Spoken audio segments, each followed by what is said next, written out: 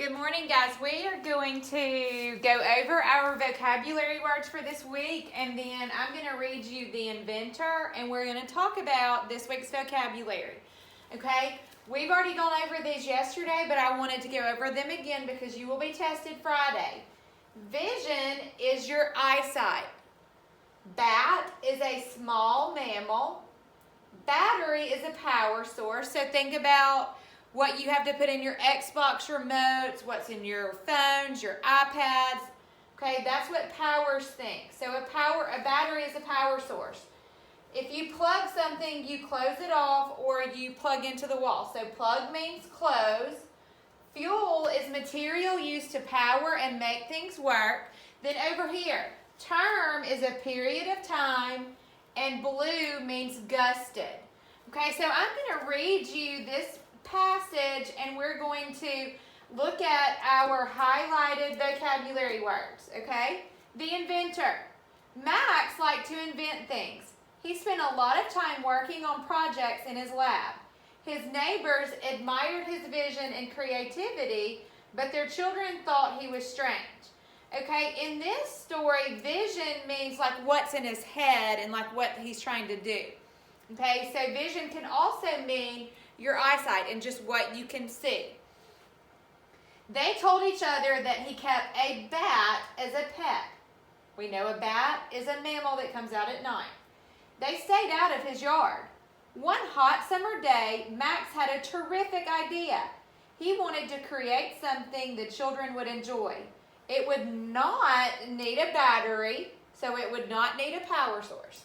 It would not plug into the wall or use fuel such as gasoline. Max's invention would run on a special kind of power, kid power. Max wanted to use the invention soon, so he set a short term for his project. Remember, term is a period of time. He worked day and night to finish.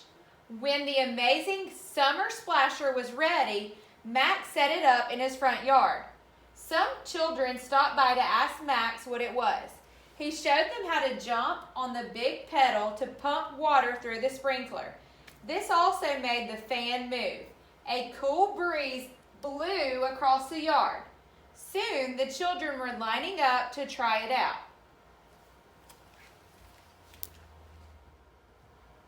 Now we are going to watch our story for this week. It is titled, When Charlie McButton Lost Power.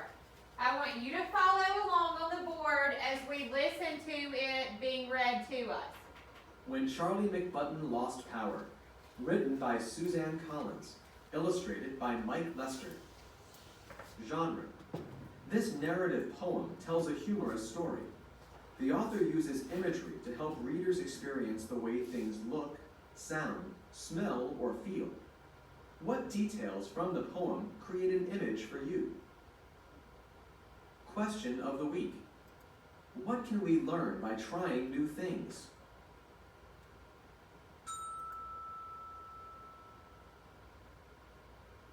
Charlie McButton had likes and like-nots. The things that he liked involved handsets and bots, computerized games where he battled bad creatures. The things he liked not didn't have blow-up features. Then one day a thunderstorm blew into town and brought his tech empire tumbling down. A lightning bolt struck an electrical tower, and Charlie McButton, his whole world lost power.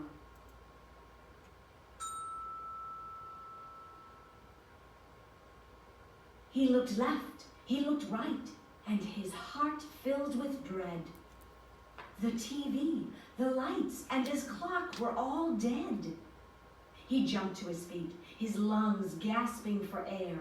The room spun around, and he clung to his chair. He tried to cry, "Help!" but just managed a squeak.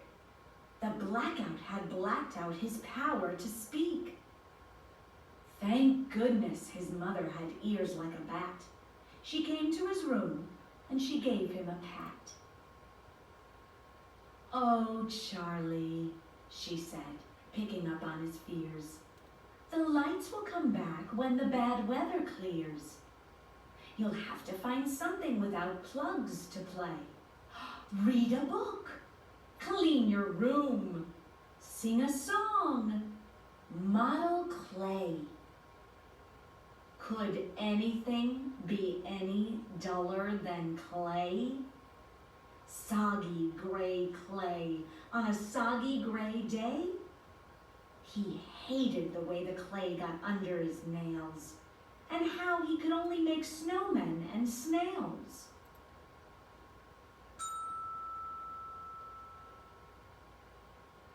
He dove for a gadget he'd outgrown last spring. It was handheld, outdated, not much of a thing.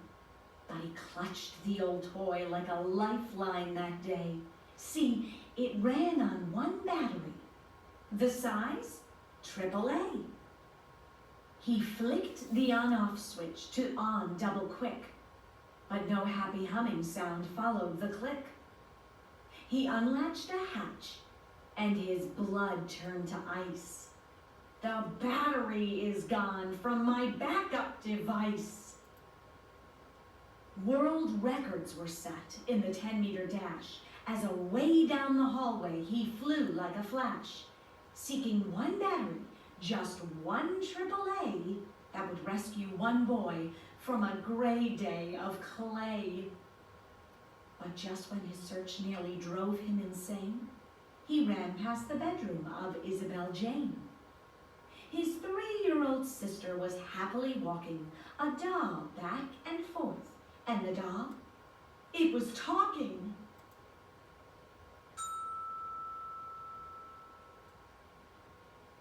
Now, dolls didn't talk on their own as a rule. They needed a power source, some kind of fuel. In less than a second, he'd made his decision. Call it bad judgment, a real lack of vision. Somehow his head didn't warn of his folly, and Charlie McButton, he pounced on that dolly. He plucked out his prize through the baby doll's dress, and Isabel Jane made a sound of distress. It was just a short walk to the foot of the stair, where resided the McButton time-out time chair. To add to the fun of his term in the seat, Isabel Jane came to play at his feet. And Isabel Jane, the battery queen, had more AAAs than he'd ever seen. They powered her puppies, they powered her clocks, they powered her talkative alphabet blocks.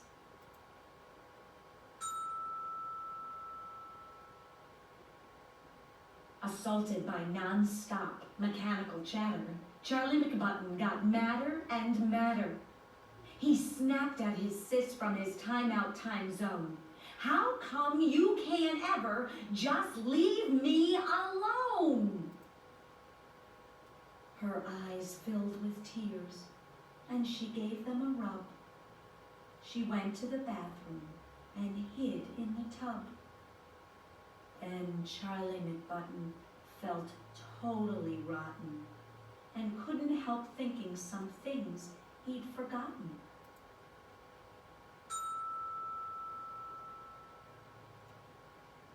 Mainly, he thought that, for sisters that toddle, Isabel Jane was a pretty good model.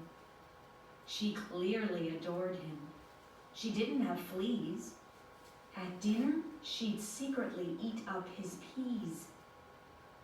And sometimes, although he'd most hotly deny it, he liked to just sit there beside her in quiet, wrapped up in a blanket, watching TV, her head on his shoulder, her foot on his knee. He sat and he thought and he stared at the rain. When his time out was done, he found Isabel Jane. From the edge of the tub, she gave him a peek. So he said, "Hey, are we playing hide-and-go-seek?" She was happy at once and ran into the hall. as she loved playing hide-and-go-seek most of all. They took turns being it and counting to 10. They hid in the plants and the guinea pig pen.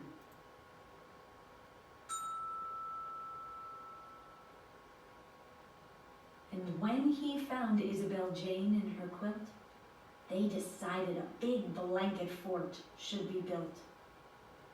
Then the gloom made him think about dragons and spells, so Charlie became the great wizard McSmells. And Isabel Jane, who desired a role, magically changed to his faithful old troll. Between tracking down dragons and brewing up lizards, and handling the day-to-day business of wizards, like forging his faithful old troll a new sword, Charlie McButton forgot to be bored.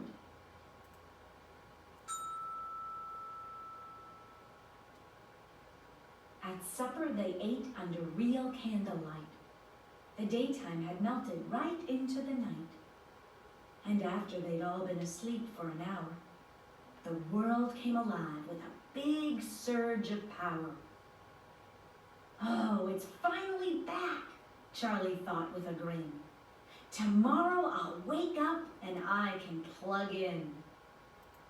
But another thought hit him he couldn't explain. I might also find dragons with Isabel Jane. Okay, guys, so we are going to, when we talk in just a little while today, we are going to talk again about this story and literary elements, okay? So literary elements, remember, are the characters. So we know that the characters are the people or animals that are in the story, okay? We're also going to talk about the setting. The setting is where and when the story is taking place, okay? We're also going to talk about when we talk, the theme, okay? Remember, the theme is kind of like the lesson learned in the story, okay? So when we have our call, I want you to think about and be ready to talk about who the characters were in Charlie McButton, what the setting was, where is the story taking place, when is the story taking place, so where and when, and theme. Theme is the lesson. So I want you to think about what lesson is Charlie McButton learning in the story. When he lost power at the beginning, think about how he felt, and then we're going to talk about what he learned at the end and how he felt at the end of the story, what lesson he learned. So be ready to think about this story. We're going to talk on our call more about characters, setting, and theme. Now we are going to talk about types of words, two different types of words. We're going to talk about homonyms and homographs. Okay? Homonyms are words that are spelled and pronounced the same. Okay? Homonyms are spelled and pronounced the same. Okay, like these words. Both of these words we say are bat. Both of these words are down. Both of these words are left. And both of those are ring. Okay, so those are homonyms. They're spelled and pronounced. That means said the same. Down here, we're going to also talk about homographs.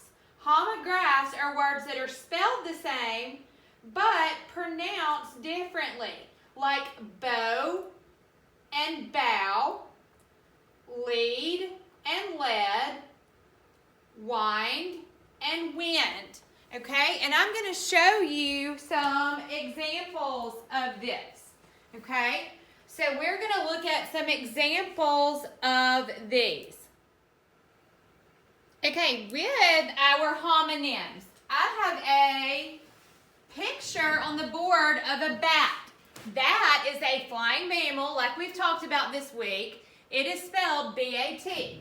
But we also have another bat, like this bat right here that he's holding to play baseball. Baseball bat is also pronounced bat, and it's spelled B-A-T. Here's another example of a homonym. This arrow is pointing down. You say down, D-O-W-N, down like you're going downstairs, or you may point down at the ground. But there's another down that's also spelled D-O-W-N. That's a type of feather. Some of you may have down pillows at home or down comforters. You spell that down just like you do the arrow pointing down. Okay, this arrow is pointing left. Left is a homonym, like the direction left. And if you go somewhere, you left school or you left your home, that's also spelled L-E-F-T. This is a ring you may put on your finger. You pronounce that ring, R-I-N-G, and there is another ring, like a bell may ring. You pronounce ring, a bell ring, and you spell it R-I-N-G. So those are all examples of homonyms, okay? Now we're going to talk about homographs. These are words that are spelled the same, but pronounced differently. So like the word B-O-W, okay? B-O-W could be this bow and arrow. It is spelled B-O-W, but it's pronounced bow. B-O-W can also be bow. Think about if you have a performance and you bend at your hips to bow, or if you bow your head in prayer. That is like when you bend or look down. That's also spelled B-O-W like bow, but it's pronounced bow. The next is lead. The end of your pencil is made of a material called lead, L-E-A-D. There's another lead, and I apologize, I couldn't find very good pictures of someone leading something, but you can say lead, like in the pencil, or L-E-A-D can also be lead. Think about if we were at school, we would have a line leader. That person would lead our line. You spell that L-E-A-D as well. Okay, our last example of homographs, that's words that are spelled the same but sound different. The first one is W-I-N-D, wind. Think about when the wind blows. You spell that W-I-N-D, or if you have a toy at home, you may W-I-N-D. Wind it up to make it run. Okay, we will talk more about these words this week. I just want you to remember that homonyms are spelled and pronounced the same. Homographs are spelled the same, but pronounced differently. Okay, I will see you on our 9 o'clock call today. This is the end of our reading, and you will also have a math video to watch soon. See you soon.